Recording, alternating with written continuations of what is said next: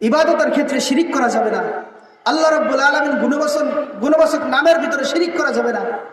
আল্লাহ রাব্বুল আলামিন প্রতিপালক, আল্লাহ তাআলাই আমাদেরকে খাওয়াইতেছেন, আল্লাহ তাআলাই আমাদেরকে পড়াইতেছেন। এই বিষয়ে একমাত্র দিলের ভিতর পরিপূর্ণভাবে ইয়াকিন বসাইতে হবে। এই কথাটাই দিলের ভিতর ইয়াকিন বসাইতে হবে। ইয়াকিন দিলের ভিতর কোথায় কোথায়? আমাদের সমস্যাটা তো এইখানে। আমরা মুখ দিয়ে সুন্দর কথা বলি, বড় বড় পাঞ্জাবিও পরলাম, কোনো সমস্যা নাই, বড় বড় টুপিও পরছি, কোনো সমস্যা নাই, ওয়াজ মাহফিলও যাইতেছি, কোনো সমস্যা নাই, কিন্তু আমার দিল অসুস্থ। আমার দিল, আমি শারীরিকভাবে সুস্থ থাকতে পারি, আমি শারীরিকভাবে সক্ষম থাকতে পারি, আমি শারীরিকভাবে শক্তিশালী থাকতে পারি, কিন্তু আমার ঈমানের অবস্থা খুবই ভয়ঙ্কর, আমার দিলের অবস্থা খুবই ভয়ঙ্কর। তো এই জন্য ভাই আমাদের দিলের চিকিৎসা করাইতে হবে। আমাদের কিসের চিকিৎসা করাইতে হবে? দিলের চিকিৎসা করাইতে হবে। তো এই জন্য আমাদেরকে দিলের চিকিৎসা করানোর জন্য এই ধরনের চিকিৎসক যারা আছে তাদের কাছে যাইতে হবে আমাদেরকে। আমার ঈমান অসুস্থ, আমি যদি সে এমবিবিএস ডাক্তাররা বলে যে ভাই আমার কিছু ঈমানের ওষুধ দাও, তার দ্বারা কি দেওয়া সম্ভব? সম্ভব? কখনোই সম্ভব না। আপনার দিলের সমস্যা, আপনার ঈমানের সমস্যা, এইটা বুঝতে হবে। ঈমানের ডাক্তার যারা আছে তাদের কাছে যে আপনার চিকিৎসা নেওয়া লাগবে। ঠিক কি ঠিক না? ঠিক কি ঠিক না? তো এই জন্য ভাই বাবাজি, আমরা যারা আছি আমাদের ঈমানের প্রচুর দুর্বলতা আছে, যার কারণে আমাদের কাছে গুনাহ ভালো লাগে। কি ভালো লাগে? কি ভালো লাগে? গুনাহ ভালো লাগে। নেকির কাজ করতে মজা লাগে না। আমার নিজের ভিতর যে ঈমানটা পরিপূর্ণ নাই, তার কিছু আলামত আছে, তার কিছু আলামত আছে। এক নম্বর আলামত, যার ভিতর ঈমানের দুর্বলতা আছে, ঈমানকে পরিপূর্ণতা নাই, তার দেখবেন দুনিয়াবি কাজের প্রতি, গান বাদ্য বাজনা এইসবের প্রতি একটু মহব্বত বেশি।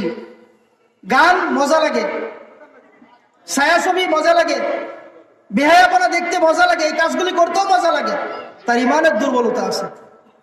তো এই জন্য ভাই আল্লাহ রাব্বুল আলামিন বলেন যে বান্দারা, আমি তোমাদেরকে সৃষ্টি করেছি দুনিয়াতে আমার ইবাদত করার জন্য, আমার ইবাদত করার জন্য তোমাদেরকে সৃষ্টি করেছি, আর তোমরা কখনোই আমার সাথে কাউকে শিরিক করবে না।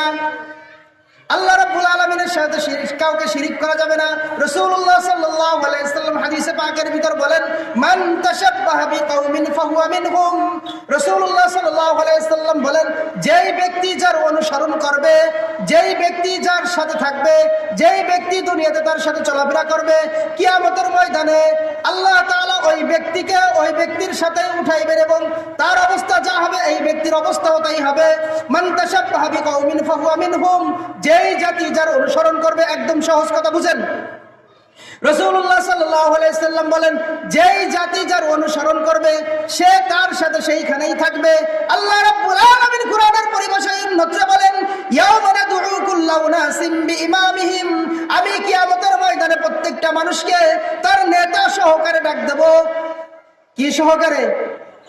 তার নেতা সহকারে কিয়ামতের ময়দানে আল্লাহ তাআলা ডাক দিবেন, ইয়াওমা নাদউ কুল্লা উনাসিম বিইমামিহিম, কিয়ামতের ময়দানে আল্লাহ রাব্বুল আলামিন কিয়ামতের ময়দানে প্রত্যেক ব্যক্তির আদর্শ আইডল নেতা সহ ডাক দিবে।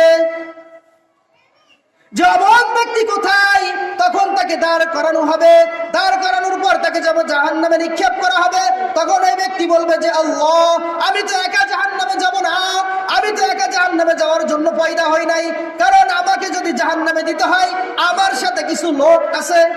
কি আছে? আমার সাথে কিছু লোক আছে, তাদেরকেও আমার সাথে জাহান্নামে দিতে হবে। তখন আল্লাহ তাআলা বলবেন সেই লোকগুলো কারা?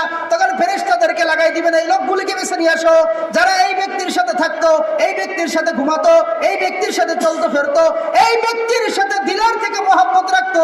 তখন এই ব্যক্তির সাথে আনে তাদেরকে টুকায় আনবেন, তালাশ করে আনবেন, আনার পর ওই ব্যক্তিদেরকে একসাথে ধরে তাদেরকে জাহান্নামের ভিতর নিক্ষেপ করবে। পক্ষ